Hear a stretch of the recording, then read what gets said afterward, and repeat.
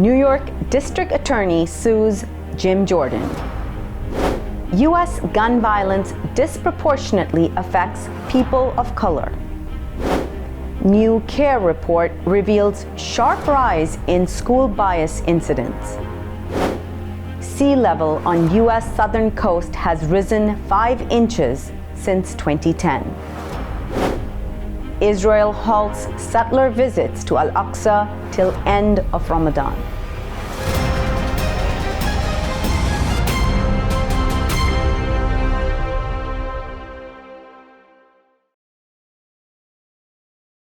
From Washington, D.C., this is the Muslim News on Muslim Network TV. Assalamu alaikum, I'm Hena Zuberi. Our top story tonight. Lawyers for Manhattan District Attorney Alvin Bragg have filed a federal lawsuit against U.S. Representative Jim Jordan. The lawsuit was filed on Tuesday in the Southern District of New York. Bragg is seeking to bar Jordan from enforcing the subpoena and from demanding testimony from anyone else, including the district attorney. As chair of the House Judiciary Committee, Jordan has launched numerous attempts to interfere with the prosecution of former President Donald Trump. The lawsuit was filed a week after Bragg's office charged Trump with 34 felony fraud counts. These stem from his alleged hush money payment to porn star Stormy Daniels during the 2016 presidential campaign. Jordan, an Ohio Republican, responded to the charges by issuing a subpoena to a former investigator in Bragg's office, Mark Pomerantz. It calls on Pomerantz to provide Jordan's committee with a closed-door deposition about the probe into Trump's alleged crimes. The subpoena is a brazen and unconstitutional attack by a close Trump ally intent on waging a, quote, campaign to intimidate the district attorney's office, Bragg's lawyers said. The perception of Muslims amongst Americans is gradually shifting, according to former Orthodox priest from the U.S. who recently embraced Islam. Hilarion Hagee previously served as a priest for 10 years and lived as a monk for a longer period. He embraced Islam this year and changed his name to Saeed Abdul Latif. Latif told Anadolu Agency, for a long time after 9/11, we were told that Muslims and Islam were the greatest threats towards our American way of life. Latif said in response to this, some American Muslims sought to assimilate as much as possible into American culture and politics. He said the level of anti-Muslim sentiment has significantly decreased in recent years as anti-Muslim rhetoric has decreased. He added, education and general interaction with the Muslim community has gone a long way towards, quote, fostering deep and mutual understanding. Latif said 2 decades after the wars in Iran and Afghanistan, Islam no longer seems to be taken as the threat it once was. Congresswoman Rashida Tlaib and 6 other progressive lawmakers are calling on U.S. Attorney General Merrick Garland to drop criminal charges against WikiLeaks founder Julian Assange. They asked Garland to withdraw the UK government's extradition request of Assange, who was captured 4 years ago. The congresspersons believe that the charges against Assange's, quote, pose a grave and unprecedented threat to everyday constitutionally protected journalistic activity. A conviction would present a landmark setback for the First Amendment, they wrote to Garland. Assange has been jailed at Belmarsh prison in London since the UK authorities forcibly removed him from the Ecuadorian embassy in 2019. The 51-year-old Australian publisher continues to fight his extradition to the United States, which the UK government approved last year. Tlaib and Representatives Jamal Bowman, Cori Bush, George Kasar, Alexandria Ocasio-Cortez, Ilhan Omar, and Ayanna Pressley decried U.S. efforts to prosecute Assange under the Espionage Act. They joined media outlets, world leaders, and civil liberties, human rights, and press freedom groups opposed to Assange's prosecution. The sea level has risen by 5 inches since 2010 in the coastal areas of the U.S. southern and southeastern states, according to a study. Rising seas over the past decade and a half have caused coastal communities in the region to become more vulnerable to flooding and destruction, studies show. Major cities in the crosshairs of this dramatic surge in sea levels include Houston, New Orleans, and Miami. Jiajun Yin, a climate scientist at the University of Arizona who authored one of the academic studies, said that the southeast and Gulf coasts are feeling the impact of rising sea level. Yin's calculations show since 2010, the sea level has risen about 0.39 inches per year in the region. That amounts to a rise of nearly 5 inches over the past 12 years through 2022, more than double the global average. Yin's study suggests recent catastrophic hurricanes, including 2 of the strongest storms to hit the U.S., were made considerably worse by a faster rising ocean. Data shows that the sea level is 8 inches higher than it was in 2006 after Hurricane Katrina made landfall in New Orleans. The unanimous vote by the Shelby County Board of Commissioners today allowed Representative Pearson to return to his seat as early as this week. Former Tennessee Representatives Justin Jones and Justin Pearson were ousted last week from the Republican-led Tennessee House. They were expelled as they joined a protest on the House floor demanding stricter gun control. Democratic outrage at the expulsions included 5 U.S. senators. Chuck Schumer of New York, the majority leader, and Raphael Warnock of Georgia, on Wednesday asked the Justice Department to investigate whether the civil rights of Mr. Jones, Mr. Pearson, or their constituents had been violated. The Kaiser Family Foundation has released a report detailing Americans' experience with gun violence. The report issued on Tuesday demonstrated a disproportionate effect of gun violence on people of color. It surveyed over 1,000 U.S. adults about their personal experiences with guns. Of those surveyed, 21% reported being personally threatened with a gun, and 19% reported having a family member killed by a gun, including by suicide. Additionally, 84% reported taking some measure to protect themselves or their families from gun violence. Only 17% of those surveyed reported having witnessed someone else being shot. However, that percentage was significantly higher among people of color, 31% of Black adults and 22% of Hispanic adults. The foundation also reported statistics on knowledge of gun violence in the U.S. Only 49% of those surveyed were aware that guns were the leading cause of death for children and teens under 20. On Monday, Mayor Eric Adams finished a 5-borough tour of the local Islamic communities with a stop in Tompkinsville. The mayor visited the Albanian Islamic Cultural Center on Victory Boulevard. He toured the massive site with local leaders Imam Tahir Kukaj, Imam Farid Belroli, and Imam Zurkani Vardar, founder and head of the mosque. Originally established in 1973, the Albanian Islamic Cultural Center is one of the largest mosques in North America, attracting Muslims from around the tri-state area. Adams made stops at the mosques in each of the 5 boroughs as part of his Ramadan tour. Quote, "We have Ramadan, Passover, we have Easter, and it's a moment when we all come together," Adams said. Adams' Ramadan tour included iftar celebrations with Muslim communities throughout the city. Story about the sharp rise in school bias incidents coming up after the break. Stay tuned and we will be right back.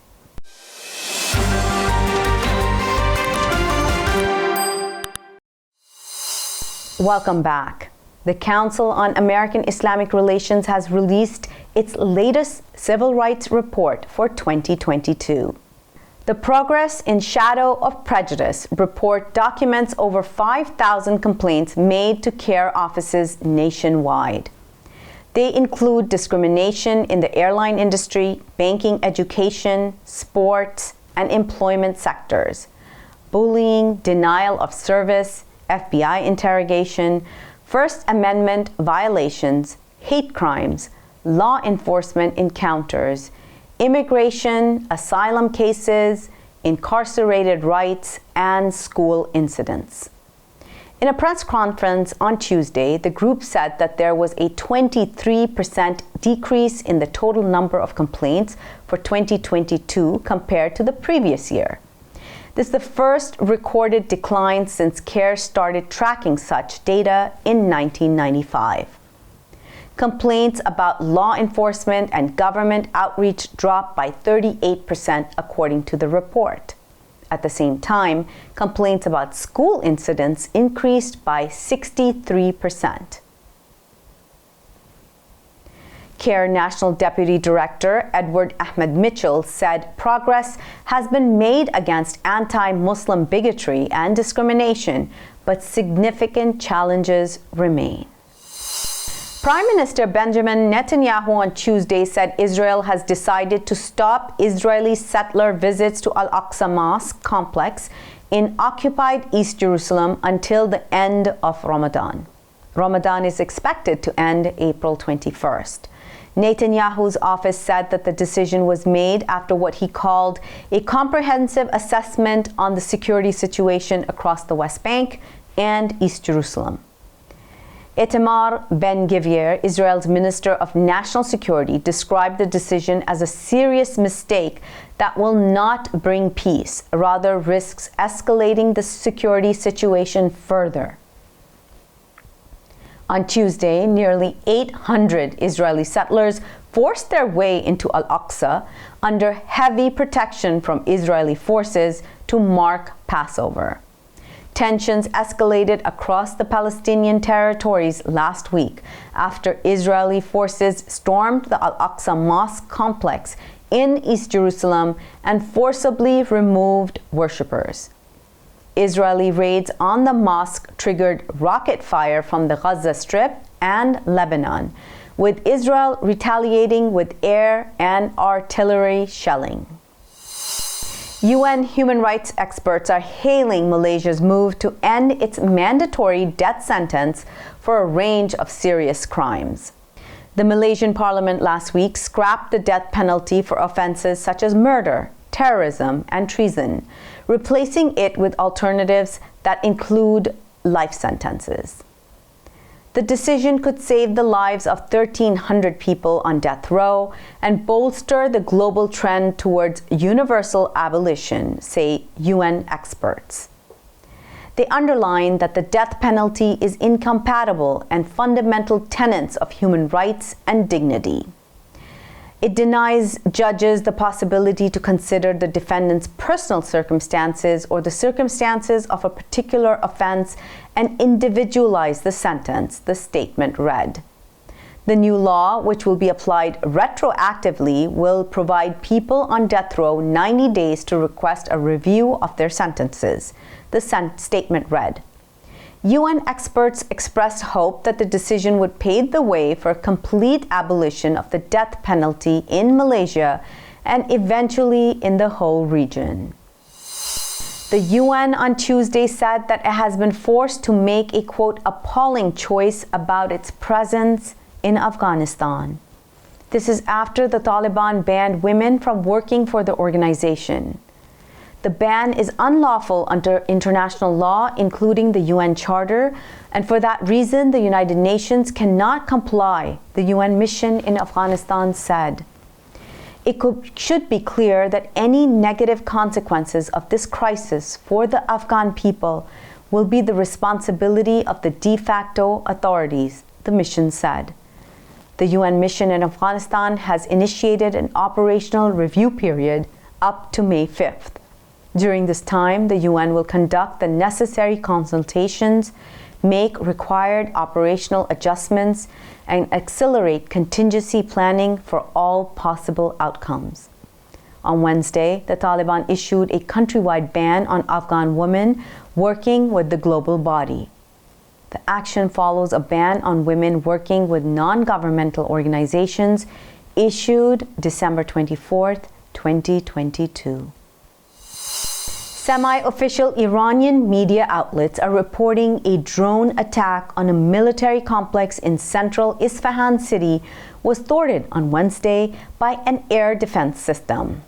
Interior Minister Ahmed Vahidi refused to confirm or deny the incident, saying more investigation was required.